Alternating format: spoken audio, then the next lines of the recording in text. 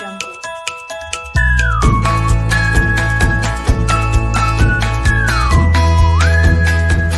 Assalamualaikum warahmatullahi wabarakatuh. Bismillahirrahmanirrahim. Apa kabar semua? Semoga kita selalu diberi kesehatan dan kekuatan agar bisa belajar dengan penuh semangat. Kali ini kita akan membahas tema 8 Bumiku, subtema 2 Bumiku dan musimnya pembelajaran ke-6. Dan inilah tujuan pembelajarannya. 1. Dengan membaca, siswa dapat mengetahui akibat yang timbul jika kita membuang sampah sembarangan. 2. Dengan menyimak, siswa mampu memahami tentang gerakan sebuah tarian. Simak pembahasannya dengan seksama ya. Dampak negatif dari kebiasaan membuang sampah sembarangan. Lingkungan merupakan salah satu sumber daya alam yang sangat besar artinya bagi makhluk hidup. Lingkungan merupakan karunia Tuhan yang tidak ternilai. Tanpa lingkungan tidak akan ada kehidupan. Kebersihan merupakan sebagian dari iman. Itulah slogan yang sering kita dengar selama ini. Kebersihan juga penting bagi kesehatan kita. Kebersihan adalah keadaan bebas dari kotoran termasuk diantaranya debu, sampah, dan bau. Berikut ini akibat yang timbul jika kita membuang sampah sembarangan. 1. Menimbulkan bau busuk atau pencemaran udara. Di tempat umum seperti taman, jalan, dan tempat rekreasi, sampah yang berserakan jelas berpengaruh ketika orang sedang beristirahat sambil menikmati alam akibat bau yang timbul dari sampah tersebut. 2. Dapat menyebabkan banjir. Sampah yang setiap harinya kita buang di sungai dan selokan, walaupun hanya sedikit, tetapi lama-kelamaan akan menumpuk dan mengakibatkan penumpukan di gorong-gorong dan bendungan sungai.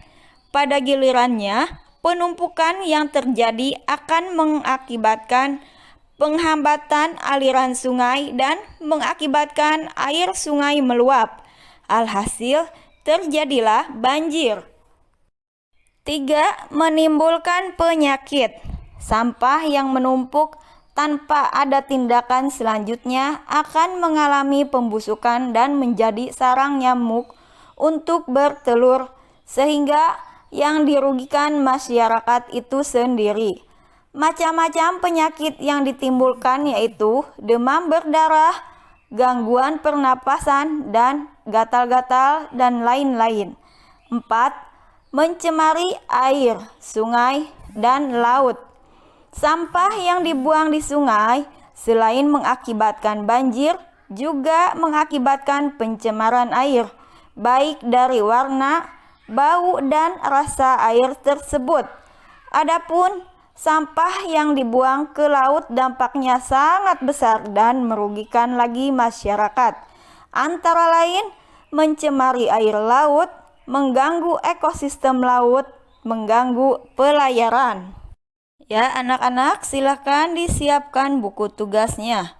Sebutkan apa saja akibat yang timbul jika kita membuang sampah sembarangan. Pembahasan selanjutnya tentang unsur-unsur gerakan tari gantar. 1. Gerakan tangan memegang kusak. Keempat jari tangan memegang kusak, menggenggam dari bawah ke atas, sedangkan ibu jari melingkari kusak dari atas. Posisi kusak vertikal saat digenggam.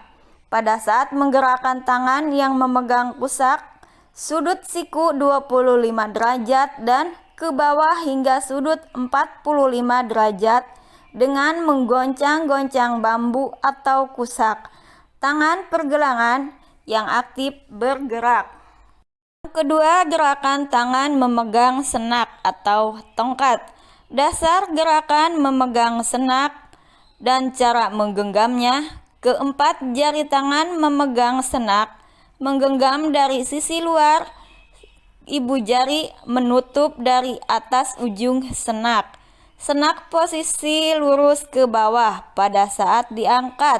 Ujung bawah senak kurang lebih 1 jengkal dari lantai dan ditaruh kembali hingga ujung bawah senak bertumpu di dasar lantai di depan ujung jari kaki kiri. 3. Gerakan kaki dan gerakan berjalan. Posisi awal kedua kaki sejajar. Sebelum kaki dilangkahkan, ujung jari kaki menumpuk atau menyentuh lantai dilangkahkan.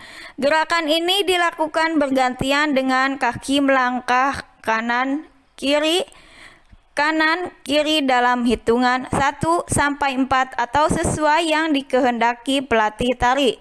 Tumit kaki menumpu lantai. Sebaiknya jari-jari kaki ke atas dengan arah hadap kaki agak ke kanan 25 derajat dan lurus ke depan. Lalu tumit kaki diangkat.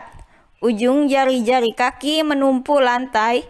Kemudian kaki ditarik ke belakang agak ke samping melampaui kaki kiri. Ujung jari kaki menyentuh lantai, berat badan pada kaki yang satunya.